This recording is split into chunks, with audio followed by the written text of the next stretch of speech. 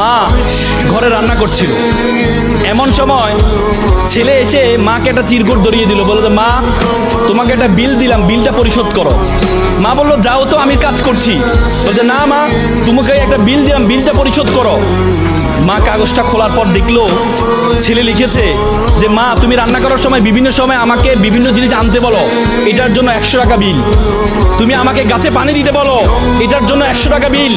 তুমি মাঝে মধ্যে দোকানে পাঠাও, এটার জন্য 100 টাকা বিল। মা এটা দেখে দাঁড়ানো অবস্থা থেকে বসে যায়। বসে যাওয়ার পর বাবা তুমি লিখেছো? বলছে মা হ্যাঁ আমি লিখেছি। বাবা তুমি লিখেছো? বলছে মা হ্যাঁ আমি লিখেছি। বললো যে এক কাজ কর, তোমার জন্য আমি একটু নুডলস রান্না করেছি, নুডলসটা তুমি খাও আর তোমার বিলটা আমি নিয়ে আসতেছি, তুমি একটু ওয়েট করো। মা একটা কলম নিয়ে সে কাগজের বিপরীত পাঠে লিখলো, বাবা 9 মাস তোমাকে পেটে ধারণ করেছিলাম, জীবনে এত কষ্ট টানা 9টা মাস তোমাকে আমি বহন করেছি। রাতে ইচ্ছে করতো একটু ডান পাশ হই, কিন্তু ডান পাশ হতাম না। আমার বাবুটা যদি পেটে ব্যথা পায় সেজন্য আমি ডান পাশ হতাম না। ইচ্ছা করতো একটু বাম পাশ হই, কিন্তু যে বাবুকে আমি দেখি নাই তার প্রতি আমার এত মহব্বত, আমি বাম পাশ হতাম না যে আমার সন্তানটা যদি ব্যথা পায়। সেটার জন্য তোমার বিল 0 টাকা।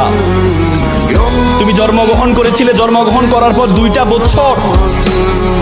বছর যে পরিমাণ ঘুম ভেঙেছে আমার, যে পরিমাণ প্রায় 6 মাস টানা 6 মাস পরিমাণ ঘুম আমি ঘুমাই নাই আমার সন্তানের জন্য, সেটার জন্য বিল 0 টাকা।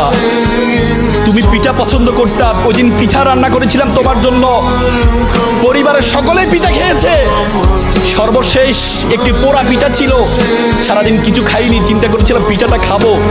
তুমি বাইরে থেকে দৌড়িয়ে এসে বললাম মা এটা কি অন্য পিঠা, এই পিঠাটা আমি খাবো।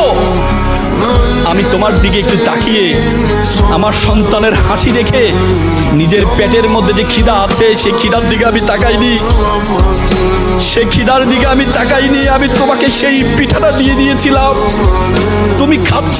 আমার অন্তরের যে বাসনা, অন্তরের যে ভালোবাসা আমি প্রকাশ করতে পারিনি, সেই বিলের জন্য তোমার জন্য 0 টাকা।